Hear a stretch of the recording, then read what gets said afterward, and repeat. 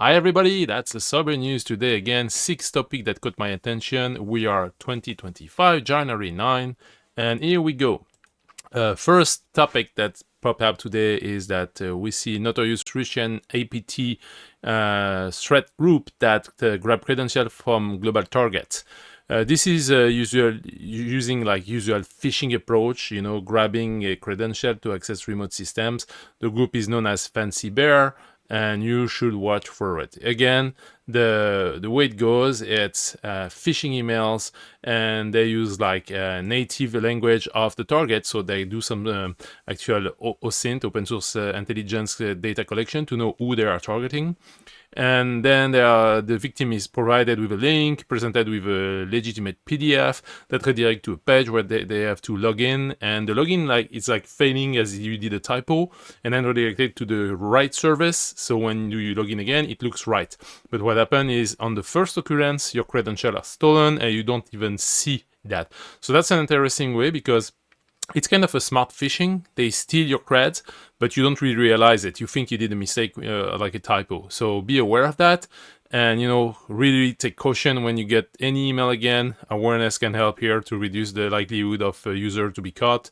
And if it's yourself, never fall and never click right away on an email. Always double check what it is and what it is about. Second thing was an interesting topic that I saw today. Illinois man charged with hacking Snapchat account. That was crazy. The scale of the operation known by the guy is like crazy. He actually hacked the account of 600 women to steal private picture and explicit pictures. And in the action, he has been texting more than 4,500 targets. That's crazy. And use someone else as well to, lead to take a nasty picture and stuff like that, and then sell them online. So he's been caught, but it's a learning opportunity for people. Don't fall for it.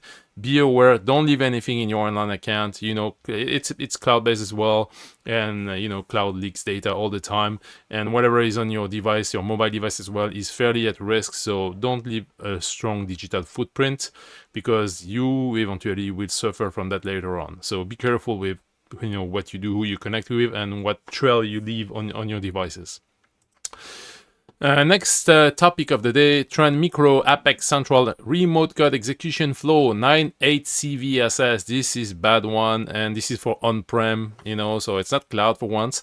So basically, you could have overlapping security control, like if your trendmicro Central is isolated on a segmented network, the likelihood of being exploited is lower, and there is less rush to patch. But if ever your interface is actually exposed, make sure you patch it quickly, because it will be exploited, and that will allow, as you can guess, a lot of lateral movement. And because it's the security solution orchestrator, the impact can be pretty high. So don't mess with that if you use this solution.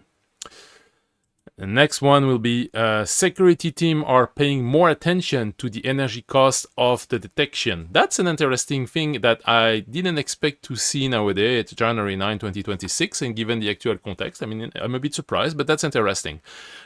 Usually, decision maker, IT manager, security manager will look at the footprint of the security solution on the machines. How much CPU it's taking, how much RAM is taking, because this is kind of an overhead load on the machine that slow down the machine. And if you've been working, let's say, in mechanical engineering, rendering and stuff like that, you don't want machines to be slowed down by the security tools. So the performance aspect is a key factor. But now it comes out that the energy use is actually part of the security operation consideration. That's kind of very interesting. So, they speak about cloud as well, I guess, because cloud is charging per workload use and memory use, so maybe it's more expensive in the cloud as well. But cloud is always unlimitedly, exponentially more expensive. Cloud is a nightmare, but I guess that's interesting. I will share the link as well. You will have a look. Interesting to see that it's a headline consideration today. Next one is a new ghost tap attack hijack on Android phones to drain bank accounts. And this one is fairly nasty.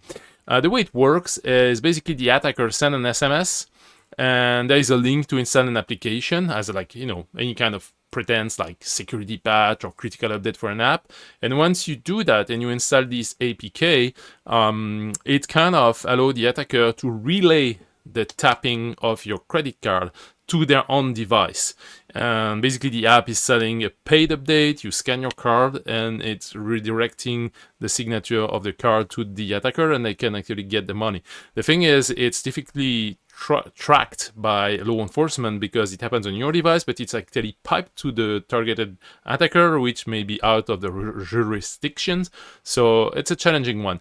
The rule is never install application out of the store and never install external APK. And as usual, the less app you install on your mobile device, the less risk you take. Like reduce your footprint, reduce your attack surface by using less application, less tech. And finally, Gmail new AI inbox used Gemini, but Google said it won't train AI on user email. So I'm like, yeah, what? They've been caught using your email content to build their AI dataset. So I wonder how this is impacting, especially that this article from Bleeping Computer at the very end state that Google confirmed that you will be able to turn off the AI feature in Gmail, and it's promising that it won't train its AI model on your emails. But it's not clear that it's not going to train your AI, its AI model on your data if you turn it off, or if it will not at all. So that's something to be investigated. So far, big tech has been sneaky, especially Google. They've been caught in tracking user Android location, stealing information, stuff like that. So I wouldn't trust a word from that. And on my end, I stay away from Gmail. I just have a Gmail account for my Android Play Store account, but every email on this is redirected to my Proton Mail account. I don't. So yeah, considering privacy, that's something. Yeah, it's secure, but it's not private. So what's security without privacy?